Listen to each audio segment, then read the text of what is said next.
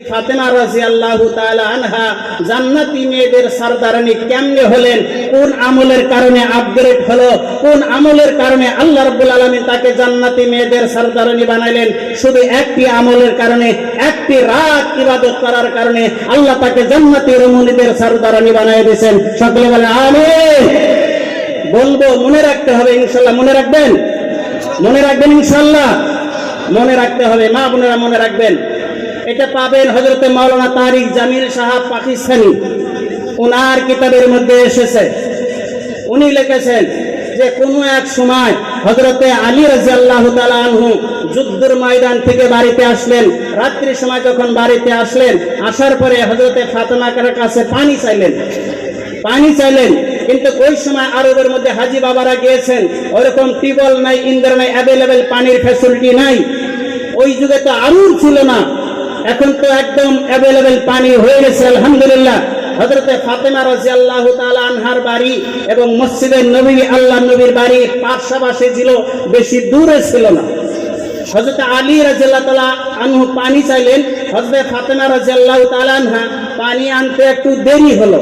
কোন জায়গা থেকে পানি আনলেন, আনার পরে দেখলো যে হযরতে আলী রাদিয়াল্লাহু তাআলা আনহু যুদ্ধের ময়দান থেকে আসছে, শরীরটা ক্লান্ত, একদম অবশ হয়ে গেছে, বিছনার মধ্যে অল্প শুইছে, শোয়ার সাথে সাথে হযরতে আলী ঘুমে গেছে। আমাদের ভাষা একটা আছে, ঘুমে মানে না ভাঙ্গা খাট, ভোকে মানে না পন্তাবাদ। কথা ঠিক না বলেন আপনারা? যদি আপনার ঘুম ধরছে, ভাঙ্গা খাট কি আছে, আছে এমনি ঘুম। আর যদি আপনার আমার ঘুম নেই, 1.5 লক্ষ টাকা বক্স খাট পালং বানানোর পরে রাত 12টা-1টা পর্যন্ত ঘুম আসে না, ফেসবুকে লিপ্ত হওয়া লাগে। কোন কথা ঠিক না? মহতরম দোস্ত বুজুর্গ, এইবার হযরতে সংক্ষিপ্ত বলে দেয় মা বোনেরা, কথাটা খোলাসা মনে রাখবেন। হযরতে আলী রাদিয়াল্লাহু তাআলা আনহু যখন পানি চাইলেন, হযরতে ফাতেমা রাদিয়াল্লাহু তাআলা আনহা পানি আনতে একটু দেরি হলো। আসার পরে দেখে হযরতে আলী ঘুমাইছেন। খুব গুরুত্বপূর্ণ কথা, ঘুমাইছেন।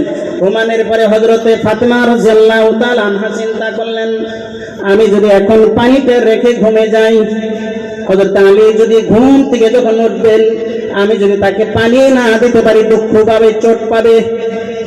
হযরত ফাতেমা ভাবলেন, একটু পরে যদি আলী ঘুম থেকে উঠবে, আমি তাকে পানি পান করাবো।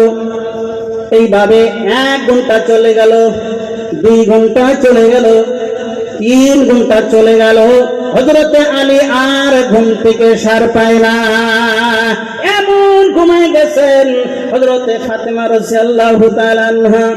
বন্ধুগণ, হযরতে ফাতেমার কথা বললে দিলটা কেঁদে ওঠে। কারণ হলো, 1 দিন, 2 দিন, 3 দিন, 4 দিন, 5 দিন, 7টা পর্যন্ত তারা অনাহারে জীবন কাটাইছে। তারা মোটা ছিল না, লম্বা ছিল না, ওইরকম স্বাস্থ্য ছিল না, শক্তি ছিল না। হযরতে ফাতেমা রাদিয়াল্লাহু তাআলা আনহা 1 ঘন্টা, 2 ঘন্টা, 3 ঘন্টা, একেরাহে ফজর পর্যন্ত হযরতে আলীর শীতানে দাঁড়াইয়া রাতটা কাটায় দিল। সকলে কান সুবহানাল্লাহ। ও পানবাড়ি এলাকার মা বোনেরা, শুনে রাখো বয়ানটা। এইবার হযরতে আলী রাদিয়াল্লাহু তাআলা আনহু, এইবার যখন ফজরের আযান হয়ে গেছে, হযরতে বিলাল রাদিয়াল্লাহু তাআলা আনহু মসজিদে নববীতে যখন আযান শুরু করলো, আযানের আওয়াজ আসার পরে, যুবক ভাইয়েরা, তোমরা কেন আযানের আওয়াজ শুনে ঘুমায় না? আল্লাহ রাব্বুল আলামিনের আওয়াজ দিতেছেন আযান মসজিদে নববীতে।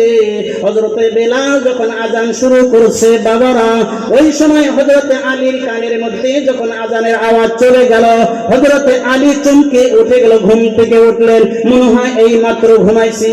এইবার হযরতে আলী ওঠার পরে দেখে হযরতে ফাতেমা 2টা চোখ লাল হয়ে গেছে, পানির বর্তন এরকম কাঁপা শুরু করেছে। কাঁপতে কাঁপতে হযরতে ফাতেমা হযরতে আলীর শীতানে দাঁড়ায় আছেন। এইবার হযরতে আলী বললেন, ফাতেমা, ও ফাতেমা, তুমি কি এখানে দাঁড়ায় আছো? তুমি কি ঘুমাও নাই? হযরতে ফাতেমা বলতে পারে না, মুখ দিয়ে কথা বের হয় না। 1 ঘন্টা না, 2 ঘন্টা না, 3 ঘন্টা না, একেরাহে সারা রাত হযরতে ফাতেমা রাদিয়াল্লাহু তাআলা আনহা হযরতে আলীর শিকানে দাঁড়িয়ে থাকলেন। হযরতে আলী ঘুম থেকে উঠে চমকে উঠল, ও ফাতেমা, তোমার কেন এই অবস্থা? তুমি কি কেন ঘুমাও নাই? তোমার এই অবস্থা কেন? হযরতে ফাতেমা রাদিয়াল্লাহু তাআলা আনহা দুটো চোখের পানি জুরজুর করে ছেড়ে দিয়েছেন। আলী, ও আমার স্বামী, সন্ধ্যা রাত্রে আপনি আমার কাছে পানি চেয়েছিলেন, পানি আনতে একটু দেরি হয়ে গেল, এসে দেখলাম আপনি ঘুমিয়ে গেছেন। আমি মনে মনে ভাবলাম, স্বামী, আপনি যখন ঘুম থেকে উঠবেন আপনাকে আমি পানি পান করাবো, এই নিয়ত করে আমি আপনার সেখানে দাঁড়িয়ে গেলাম। 1 ঘন্টা চলে গেল, স্বামী আপনি উঠলেন না। 2 ঘন্টা চলে গেল, আপনি উঠলেন না। আমি মনে মনে ভাবলাম, না রে, আমার স্বামী যুদ্ধের ময়দান থেকে এসেছে, পানির জন্য পানির পিপাসিত লেগেছে, আমি যদি পানি পান না করাই আমার স্বামী দুঃখ পাবে। স্বামী গো, এই জন্য মনে মনে ভাবলাম যখন আপনি ঘুম থেকে উঠবেন আমি আপনাকে পানি পান করাবো। এইভাবে 1 ঘন্টা 2 ঘন্টা 3 ঘন্টা না, যখন সারা রাত চলে গেছে গো স্বামী, এইভাবে আপনার সামনে আমি দাঁড়াইয়েছিলাম। হযরতে আলী রাদিয়াল্লাহু তাআলা আনহু এই বয়ান শোনার পরে বেহুশের মতন হয়ে গেছে। এরে ফাতেমা, তুমি কেন ঘুমাইলা না? তুমি কেন সারা রাত দাঁড়িয়ে থাকলা? এইভাবে হযরতে আলী লজ্জিত হয়ে গেছে। হযরতে আলী চিন্তায় পড়ে গেছে, আমি কেন নবীর বেটিকে এত কষ্ট দিলাম? আল্লাহর নবীর বেটির বিষয় আল্লাহর নবী বলেছিল, আমার ফাতেমা আমার দিল, ফাতেমা আমার অন্তর, ফাতেমা আমার কলিজার টুকরা। যেই ব্যক্তি ফাতেমাকে কষ্ট দিবে, যেই ব্যক্তি ফাতেমাকে দুঃখ দিবে রে, ওই ব্যক্তি নবীর দিলের মধ্যে কষ্ট দেওয়া হয়। জোরে কান্নাউজুবিল্লাহ। হযরত আলী কথাটা মনে পড়ে গেছে আল্লাহর নবীর, আমি না ফাতেমাকে সারা রাত কষ্ট দিয়েছি। এইবার হযরতে আলী রাদিয়াল্লাহু তাআলা আনহু, ও পর্দানিশীন মা বোনেরা, বয়ানটা মনে রাখবা, লম্বা ছেড়ে বক্তব্য করব না। এইবার হযরতে আলী ফাতেমার জন্য অমনি বসে পড়লেন। ফজরের সময় মসজিদে চলে যাবে নামাজের জন্য। হযরতে আলী দুহাত তুলে আল্লাহর কাছে মোনাজাত করা শুরু করে দিল, ও মাবুদ, ও আমার আল্লাহ, আজকে রাত্রে আমার বিবি হযরতে ফাতেমা রাদিয়াল্লাহু তাআলা আনহা যত কষ্ট করেছে, আল্লাহ আমি কষ্টের মধ্যে আমি তার রাজি আছি, খুশি আছি। আল্লাহ তুমি ফাতেমাকে মাফ করে দাও, আল্লাহ তুমি ফাতেমাকে জান্নাত দিয়ে দাও, আল্লাহ তুমি ফাতেমার প্রতি রাজি হয়ে যাও, আল্লাহ তুমি ফাতেমার প্রতি শান্তি হয়ে যাও, আল্লাহ ফাতেমাকে তুমি রাজি খুশি করে নাও। এইভাবে দিলের ভিতরে যত দোয়া আছে হযরতে আলী দোয়া করা শুরু করে দিল। দোয়া করতে করতে করতে করতে করতে করতে হযরতে আলী রাদিয়াল্লাহু তাআলা আনহু দিলের থেকে বাহির হয়ে গেল। আল্লাহ কিয়ামতের দিন ময়দানে মাহশরের মধ্যে জান্নাতের মধ্যে গো আমার বিবি ফাতেমাকে তুমি জান্নাতীর মুমিনদের সরদার আলী বানাইয়া দিও। সকলে বলেন আমিন। আল্লাহ ফাতেমাকে জান্নাত দিবা গো। জান্নাতের মধ্যে যত মহিলা যাবে, যত মেয়ে মানুষ যাবে, সমস্ত মহিলাদের সরদার আলী আমার বিবিকে তুমি বানাইয়া দিও আল্লাহ। সকলে বলেন আমিন। এইভাবে দোয়াটা করে যখন শেষ হয়ে গেল, হযরতে আলী কান্দে আর ফাতেমাও কান্দে। এইবার নামাজের জন্য যখন মসজিদে নববীতে চলে যাবেন, ও মা বোনেরা, পয়েন্টের কথা মনে রাখতে হবে। এইবার হযরতে আলী বললেন, ফাতেমা, আমি তোমাকে একটি কথা বলে যাই রে ফাতেমা, তুমি শুনে রাখো। আজকে রাত্রে তোমার সঙ্গে আর আমার সঙ্গে যেই ঘটনা ঘটে গেল, যে কাজটা হয়ে গেল, ও ফাতেমা, তুমি জানো তোমার বাবার কাছে বলো না। সকলে কান সুবহানাল্লাহ। ও বন্ধুগণ, এইবার হযরতে আলী নামাজের জন্য চলে গেলেন মসজিদের নববীতে। বেশি দূর না, মনে করুন এই যে প্যান্ডেল, ওই প্যান্ডেলের ওই মাথায় এতটুক দূর, একটু বেশি হয়ে যাবে। ও বন্ধুগণ, হযরতে আলী রাদিয়াল্লাহু তাআলা আনহু আস্তে আস্তে মসজিদের নববীতে চলে গেলেন ফজরের নামাজের জন্য। আল্লাহর নবী মসজিদের নববীতে প্রবেশ করবেন নিজের হুজরা মোবারক থেকে। মসজিদের নববীতে নামাজ পড়ার জন্য যখন চলে যাবেন, একদম ভোরবেলা, একদম সকাল সকালে আল্লাহর জিবরাইল আল্লাহর নবীর সামনে দাঁড়িয়ে গেছে। সুবহানাল্লাহ। আল্লাহর নবীর সামনে যখন হযরতে জিবরাইল আসেন, আল্লাহর নবী তাজ্জুব হয়ে গেল, ও জিবরাইল, এত সকালে কি জন্য তুমি আসলে রে জিবরাইল? আল্লাহ নবীর কথা শুনে হযরতে জিবরাইল বললেন, ও নবী গো, একটি খুশির খবর নিয়ে আসছি। সুবহানাল্লাহ, বলবেন সুবহানাল্লাহ। একটি খুশির খবর নিয়ে আসলাম। আল্লাহ নবী বললেন, ও জিবরাইল, কিসের খুশির খবর নিয়ে আসলে? বলল, হুজুর গো, আপনার বিটি ফাতেমা রাদিয়াল্লাহু তাআলা আনহা আজকে জান্নাতি মেয়েদের সরদারানি সার্টিফিকেট পেয়ে গেছে। বলবেন সুবহানাল্লাহ, নারে তাকবীর। আল্লাহ নবী সাল্লাল্লাহু আলাইহি সাল্লাম খুশি হয়ে গেলেন, শান্ত হয়ে গেলেন। ও জিবরাইল, একটু খুলে বলো আসল ঘটনা কি? হযরতে জিবরাইল আলাইহিস সালাম সন্ধ্যা রাত থেকে নিয়ে শেষ রাত পর্যন্ত হযরতে আলীর সঙ্গে ফাতেমার সঙ্গে যেই ঘটনা ঘটেছে সমস্ত ঘটনা হযরতে জিবরাইল আল্লাহর নবীকে খুলে খুলে বয়ান করে গেল। সুবহানাল্লাহ। আল্লাহ নবী খুশি হয়ে গেলেন, মসজিদে আর প্রবেশ করলেন না, ঘর পার্শ্ববর্তী ওখান থেকে ব্যাগ হলো। আল্লাহর নবী হযরতে ফাতেমার বাড়িতে আসলেন। আসার পরে বললেন, ফাতেমা, ও ফাতেমা, ও ফাতেমা। যেই ফাতেমা সারা রাত্রি ঘুমায় নাই, সারা রাত জাগ্রত হয়ে গেছে, ওই ফাতেমাকে সকাল সকালে আল্লাহর নবী যখন ডাক দিলেন, আস্তে করে বললেন, আব্বা, আব্বা।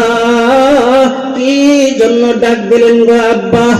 আল্লাহর নবী বললেন, ফাতেমা, ও ফাতেমা, আমি একটি খবর শুনে তোমাকে দেখার জন্য এসেছি। তোমার কাছে আমি ডাইরেক্ট শুনব, তোমার মুখ দিয়ে আমি শুনব। ও ফাতেমা, আমি জানতে চাই, আমি শুনতে চাই রে ফাতেমা, আজকে রাত্রে তোমার সঙ্গে আর তোমার স্বামীর সঙ্গে কি ঘটনা ঘটে গেছে, কি হয়ে গেছে, তোমার মুখ থেকে আমি একটু শুনব। সুবহানাল্লাহ। হযরতে ফাতেমা কিছুই বলে না। বাবারা, যেই নবীকে না বানাইলে পৃথিবীর কোন বস্তু বানানো হতো না, যেই নবীকে না বানালে জান্নাত জাহান্নাম বানানো হতো না, ওই নবী তার বিটিকে প্রশ্ন করেছে, ওই নবী তার বিটিকে জিজ্ঞাসা করেছে, মা, আজকে রাতে তোমার সঙ্গে তোমার স্বামীর সঙ্গে কি ঘটনা ঘটে গেছে, তুমি একটু শোনাও। আল্লাহর নবীর বেটি মাথা নিচু করে থাকে, কিছুই বলে না। একটাই কারণ হলো, মনে আছে আপনাদের? মনে আছে? মনে আছে? কি জন্য বলে না? জোরে বলেন, কি জন্য বলে না? স্বামী নিষেধ করেছেন। যেই নবীকে না বানাইলে নবী ডাইরেক্ট তার বিটিকে জিজ্ঞাসা করলেন, মা, তুমি বলো তোমার স্বামীর সঙ্গে কি হয়েছে। এটা তো কোনো গুনাহের কাজ হয় নাই, এটা তো কোন বেদবি হয় নাই, এটা তো কোন শরীয়তের কোন গর খিলাফি কাজ হয় নাই। আল্লাহর নবীর বেটি ফাতেমা চুপ করে আছে। আল্লাহর নবী সাল্লাল্লাহু আলাইহি ওয়াসাল্লাম কিছু একটু সময় পরে একটু মুস্কি হাসি দিলেন। মুস্কি হাসি দিয়া হযরতে ফাতেমাকে বললেন, ফাতেমা, তোমার বলার দরকার হবে না রে ফাতেমা, তোমার বলার দরকার নাই। তোমার বলার আগেই আমি জিবরাইলের কাছে তোমাদের সমস্ত ঘটনাই আমি শুনেছি। সুবহানাল্লাহ।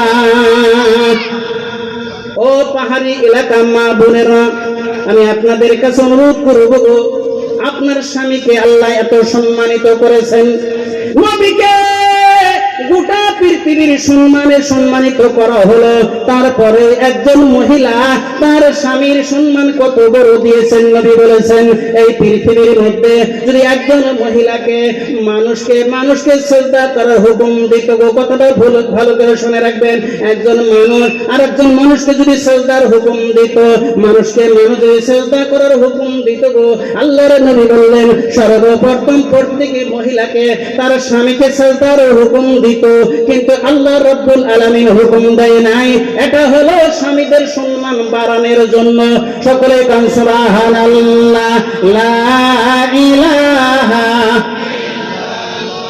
জোরে বলেন, লা ইলাহা, লা ইলাহা ইল্লাল্লাহু মুহাম্মাদুর রাসূলুল্লাহ। সাল্লাল্লাহু আলাইহি ওয়াসাল্লাম। ভাইরা, সময় সংকীর্ণ, আমি আপনাদের কাছে কোরআনে কারিমে সূরা বরাত থেকে একটি আয়াত তেলাওয়াত করেছি। আল্লাহ রাব্বুল আলামিন বললেন, ইন্নামা ইয়া'মুরু মাসাজিদাল্লাহি মান আমানা বিল্লাহ। ও বন্ধুগণ, ও দেশের যুবক ভাইরা, কাকারা, মা বোনেরা, আল্লাহ রাব্বুল আলামিন স্পষ্ট করে বলে দিলেন, ইন্নামা ইয়া'মুরু মাসাজিদাল্লাহি মান আমানা বিল্লাহ।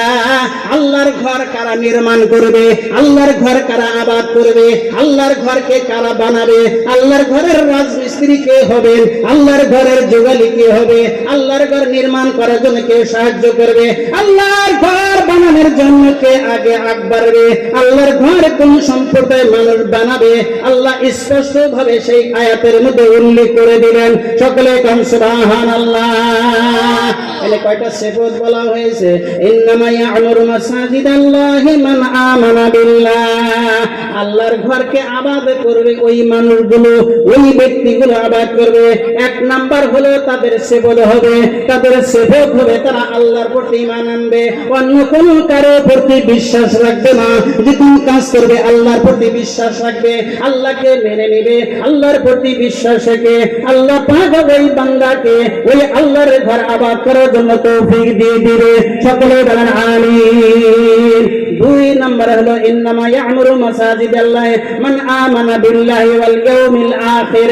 ওই সমস্ত বান্দারা, ওই সমস্ত মানুষগুলো কিয়ামতের দিন বিশ্বাস রাখবে, কিয়ামতের দিন হাসর নাসর হবে, মানুষকে উঠাবে, ওই বস্তুর প্রতি তারা ঈমান রাখবে, বিশ্বাস রাখবে। বন্ধুগণ, এক নম্বর হলো ঈমানদার যারা আল্লাহর ঘর বানাবেন। দুই নম্বর হলো ওই লোকেরা কিয়ামতের দিনের প্রতি যাদের বিশ্বাস আছে, আখিরাতের প্রতি যারা বিশ্বাস আছে, এই মানুষগুলো আল্লাহর ঘর বানাবে। সকলে বলেন আমিন। আসলে প্রশ্ন হতে পারে, আল্লাহর ঘর বাইতুল্লাহ শরীফ, যেটা কাবা, যেটা বাইতুল্লাহ শরীফ কারা বানাইছেন? খালি ইম্পর্টেন্ট স্পষ্টকরণ দেওয়ার জন্য আপনাদের কাছে কথাগুলো শোনাইতেছি ভাইরা। খালি মেন হেডলাইনের কথাগুলো আমি শোনাইতেছি, আপনারা মনে রাখবেন যুবক ভাইরা। একটা প্রশ্ন হতে পারে, আমরা সেই মসজিদ ঘর বানাবো, মসজিদ নির্মাণ করব, আমাদের নাম কোথায় থাকবে, আমাদের সম্মান কোথায় থাকবে যারা মসজিদ ঘর নির্মাণ করবেন? ভাইরা, এইটা উদাহরণ শুনুন। আল্লাহ পাকের ঘর বাইতুল্লাহ শরীফকে নির্মাণ করেছিল এই ফেরেশতারা। তারপরে আস্তে আস্তে আস্তে আস্তে আস্তে আস্তে হযরত ইব্রাহিম পয়গম্বর আর তার বেটা হলো হযরত ইসমাইল পয়গম্বর, দুই বাপ বেটা আল্লাহর ঘর বাইতুল্লাহ শরীফ নির্মাণ করেছিল, রিফারিং করেছিল। সকলে বলেন আমিন। নির্মাণ করলে কি হবে শুনে রাখেন। আল্লাহর ঘর নির্মাণ করলে কি হবে বন্ধুগণ? বর্তমান আধুনিক যুগ এসেছে, মানুষ লিফটের দ্বারা উপরের দিকে উঠে আবার নিচের দিকে নেমে যায়। আল্লাহর কাবার ঘর যখন বানানো হলো, হযরত ইব্রাহিম পয়গম্বর হলো রাজমিস্ত্রি এবং তার বেটা হলো যুগালী, দুই বাপ বেটা। জলিলুল কদর পয়গম্বর আল্লাহর প্রিয় বান্দা আল্লাহর কাবার ঘর যখন নির্মাণ করবে, বানাবে, হযরত নূহ আলাইহিস সালামের বানের পরে যখন কাবার ঘর মাটির সাথে মিশে গিয়েছে, অল্প টিলা আকার হয়েছিল, ওখান থেকে আল্লাহর পয়গম্বর ইব্রাহিম নবীকে আল্লাহ হুকুম দিল, নবী গো, আমার কাবার ঘরকে তুমি নির্মাণ করো। এইবার দুই বাপ বেটা কাবার ঘর নির্মাণ করা শুরু করে দিল। উপরের দিকে যখন চলে যায়, ওই যুগে কোনো বাঁশ ছিল না, লাকড়ি ছিল না। হযরত ইব্রাহিম পয়গম্বর কাবার ঘরের ছাদের উপরে কেমনে উঠবে গো? একটি পাথর হযরত ইব্রাহিমের পার নিচে আল্লাহ রাব্বুল আলামিনের ফেরেশতার মারফতে দিয়ে দেওয়া হলো। সকলে কাম সুবহানাল্লাহ। এই পাথরের ব্যাখ্যা করলে অন্য দিকে যাবে, সময় লম্বা হবে, করব না। ও বন্ধুগণ, পাথর কোথা থেকে আসেন? হযরত জিবরাইল আলাইহিস সালাম ওই পাথরটা নিয়ে, ফেরেশতা নিয়ে হযরত ইব্রাহিম নবীর পার মধ্যে যখন দিলেন, পাথর অটোমেটিক লিফটের কাজ করে উপর দিকে উঠে যায়। আল্লাহর পয়গম্বর উপরে ছাদের কাজ করলেন, আবার অটোমেটিক পাথরটা নিচের দিকে নেমে আসে। এইভাবে আল্লাহর কাবার ঘর নির্মাণ করা শুরু হয়ে গেল। ও বন্ধুগণ, এটা কোনো সোনাবানের কেসা শোনাই না, এইটা কোনো বদিয় জামানের কেসা শোনাইতেছি না বাবারা। যেই কথাগুলো শোনাইতেছি, হাজি বাবারা যে দেখেছেন, আপনাদের যদি দেলটা চাই একদিন যে দেখতে পারবেন, যেই পাথরের মধ্যে ইব্রাহিম নবী পা রেখে রেখে কাবার ঘর নির্মাণ করেছিলেন, যেই পাথরের উপরে পা রেখে নবী ইব্রাহিম দাঁড়িয়েছিলেন। ওই পাথরটা আজ পর্যন্ত কাবার ঘরের পাশে স্বর্ণ দিয়া গিলাস দিয়া সেই জায়গাটা দিয়া ওই পাথরটা সংরক্ষিত করা হয়েছে। ওই জায়গাটার নাম হলো মাকামে ইব্রাহিম। সকলে কান সুবহানাল্লাহ। 1 ইঞ্চি পরিমাণ, ও ভাইরা নিজের চোখে দেখেছি, ভাইরা হাজী সাহেবরা দেখেছেন, 1 ইঞ্চি পরিমাণ পাথরটা গর্ত হয়েছে, 2টা পার চিহ্ন সেখানে রয়েছে। ভাইরা আল্লাহ রাব্বুল আলামিন এই আলামতটা গোটা পৃথিবীর মানুষকে দেখে দিল। রে বাবারা, তোমরা শুনে রাখো, যারা আল্লাহর ঘর বানাবে, আল্লাহর ঘর যারা নির্মাণ করবে, আল্লাহর ঘরের মধ্যে যারা সাহায্য করবে, তাদের নাম দুনিয়া এবং আখিরাতে মানুষে জানবে। সকলে বলে আমিন। হযরত ইব্রাহিম পয়গম্বর ওই পাথরের উপরে পা রেখে রেখে যখন কাবার ঘর নির্মাণ করা হয়েছিল, পাথরটাকে আল্লাহ পাক রব্বুল আলামিন বেকার করে দেয় নাই, গোটা পৃথিবীর মানুষের জন্য দিলের মধ্যে মহব্বত জন্মে দিয়েছে।